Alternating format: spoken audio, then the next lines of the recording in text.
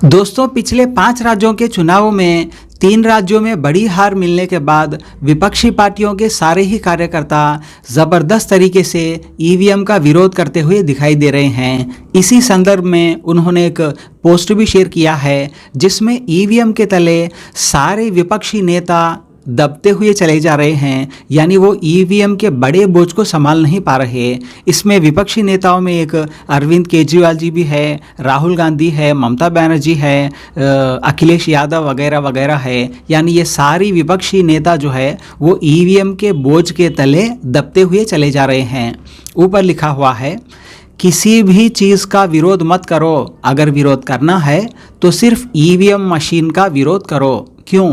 क्योंकि जादूगर साहब की जान इस ईवीएम तोते में है, यानी जादूगर मोदी जी की जान जो है वो ईवीएम में छुपी हुई है। अब इसे देखने के बाद मोदी जी अंदर ही अंदर सोच रहे हैं, सबको पता कैसे लगा कि मेरी जान जो है वो इसी तोते के अंदर है। ये सोचकर यहाँ पर मोदी जी घबराते हुए दिखाई दे रहे हैं। तो ऐसे ही कुछ कई सारे और भी पोस्ट के साथ विपक्षी पार्टियों के कार्यकर्ता ईवीएम का जोरदार विरोध कर रहे हैं और सड़कों पर भी इसका विरोध दिखाई दे रहा है। देखिए, ईवीएम की हैकिंग हुई है और ईवीएम की हैकिंग 2014 में हुई, 19 में हुई, 18 में हुई।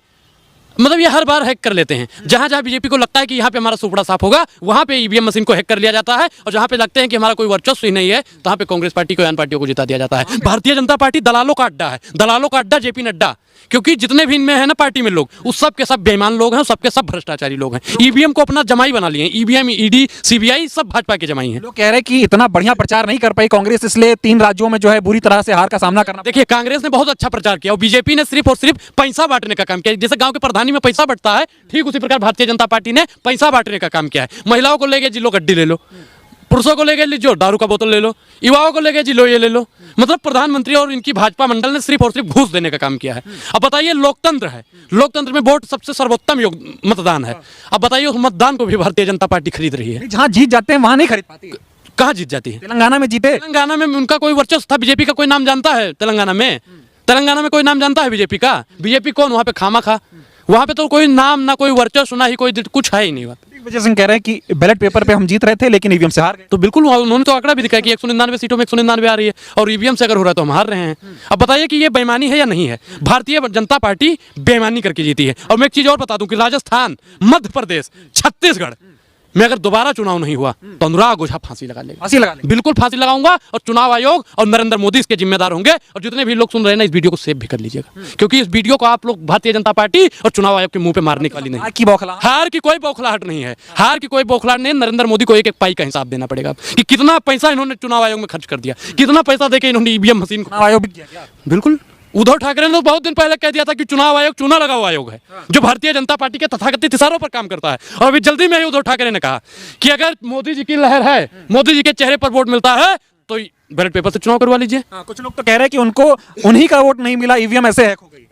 बिल्कुल, अभी मतलब बीएसपी के प्रत्याशी हैं, उन्होंने अपना वोट डाला, उनको अपना नहीं मिला, तो बताइए ईवीएम हैक है या नहीं है? एटीएम, ईवीएम, यहाँ पे सब हैक हो जाता है। जब से मोदी आया है तब से बंदे बंदे को हैक कर लिया है। फोन आपका फोन करते हैं उसको भी हैक कर लिया है मोदी ने। कुछ लोग कह रहे हैं ईवीएम में दिन भर वोटिंग हुई, रात में भी ईवीएम चार्ज रह गई, ऐसे कैसे हो गया? तो वही तो मैं सवाल कर रहा हूँ कि ईवीएम जब हैक हो जाता है तो भैया जब वोट डाल रहे हैं, टीम पू की आवाज ही नहीं निकल रही, दाबते हैं। जब आपने मतदान किया है, कभी नहीं किया है? किया है ना, तो आवाज निकलती है कि नहीं निकलती? अच्छा बताइए, गुस्सा क्यों कर रहे हैं? हार गए हार गए नहीं, हराया गया है। और ये जनता की हार है, और जनता जब हराती है तो जनता विद्रोह कर देती है। क्या कर रहे हैं? जनता ऐसे ऐसे, सुनो मैं बता रहा हूँ आपको कि जनता जब विद्रोह पे उतरती है ना, ऐसे करके अपना टी-शर्ट बिल्कुल फाड़ देंगे ऐसे, और इसी में फांसी लगा लेंगे। और इसका जिम्मेदार नरेंद्र मोदी होगा और चुनाव आयोग होगा, और आप जैसे दलाल पत्रकार होंगे जो सवाल नहीं पूछते हैं। हार गए चुनाव, कांग्रेस कपड़ा आप। अरे भैया, कपड़ा उपड़ा सब मिल जाएगा, मेरा लोग मुझको कपड़ा दे देगा। लेकिन आप एक चीज बताइए कि बीजेपी ने जो देश का कपड़ा उतार दिया है, देशवासियों को कपड़ा कौन देने का काम करेगा? आप इसका जवाब दीजिए। ईवीएम हैक हो गई, आप कपड़ा उतार रहे हैं। बिल्कुल, मैं क्या कह रहा हूं कि देश का कपड़ा नरेंद्र मोदी ने उतार दिया। जिस पार्टी की आप आलोचना दिन रात करने का मीडिया में बैठ के काम करते हैं, महात्मा गांधी ने देश को कपड़ा पहनाने के लिए अपना कपड़ा उतार दिया था, और नरेंद्र मोदी ने 10 लाख का सूट और बूट पहनने के लिए देशवासियों का कपड़ा उतार दिया है। अब बताइए कि हम जिस देश में हैं, ये गांधी का देश है, ये अंबेडकर का देश है, और इस देश में रहकर हम भारतीय जनता पार्टी, सुनिए, हार से इतना बौखला गए हैं अनुराग ओझा कपड़ा। मुझे बोलने दीजिए, मुझे बोलने दीजिए, आज पूरी बात मुझे बोलने दीजिए, क्योंकि जितना भी मीडिया है हमसे ले रही है, अभी पूरा वीडियो नहीं चलाती है। आप लोग चलाएंगे इसको? अभी क्या करेंगे इसके बाद, अब क्या करेंगे आप? मैं फांसी लगा लूंगा अगर चुनाव दोबारा नहीं हुआ तो। नरेंद्र मोदी आप सुन लो, और इसका जिम्मेदार नरेंद्र मोदी होगा। सुप्रीम कोर्ट जाइए, वहां बोलिए कि चुनाव हो दोबारा। सुप्रीम कोर्ट में कितना लिफाफा पहुंच गया है भैया, कितनी नोटिस पहुंच गई, कितनी याचिकाएं पहुंच गई है, आज तक कोई प्रतिक्रिया आ रही है? मुझे वैसे चंचूट पे विश्वास है, लेकिन कब आती है वो भगवान जाने भैया, भगवान जाने कब आती है।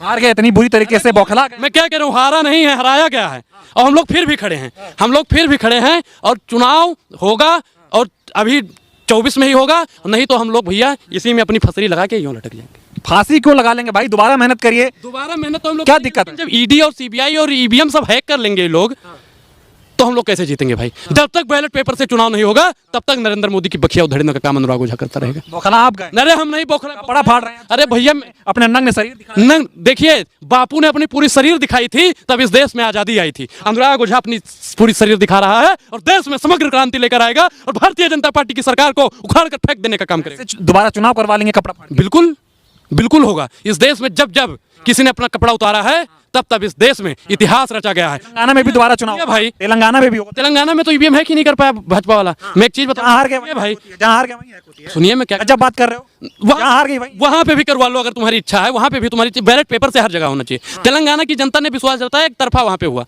तो वहां पे कांग्रेस पार्टी जीती। और मैं कपड़े पे ही बात पहले करूंगा कि गांधी जी जो थे ना, वो गए थे वहां पे जहाँ पे जो अंग्रेज आए थे उनके यहाँ, तो उन्होंने कहा कि कपड़ा क्यों उतार के आए हो, यहाँ पे तो सूट बूट पहन के आना चाहिए था। तो उन्होंने कहा कि आप लोगों ने हमारा कपड़ा उतार दिया है। तो नरेंद्र मोदी ने हमारा कपड़ा उतार दिया, चुनाव आयोग बिक गया है क्या? बिल्कुल चुनाव आयोग बिका हुआ है, बिका हुआ है, बिका हुआ है, बिका हुआ है, मतलब बिका हुआ है। अगर वो बिका नहीं हुआ है तो 24 घंटे के अंदर वो कार्रवाई करके दिखाएगा। क्या कार्रवाई चाहिए? कार्रवाई यही कि दोबारा चुनाव हो, निष्पक्ष मशीनों की जांच पड़ताल हो, और जितने भी बीजेपी के जो फर्जी विधायक बन गए हैं उन सबको जेल के पीछे ठूस दें। जनता तो नहीं बोल रही दोबारा चुनाव, तुम कांग्रेस की भाषा। अरे कांग्रेस की भाषा, हम कांग्रेसी हैं, यहाँ पे कांग्रेस लिखा हुआ है भाई, ये कांग्रेस लिखा हुआ है, छाती में कहीं कांग्रेस का बिल्ला लगा हुआ है, टैटू बना हुआ है कांग्रेस का।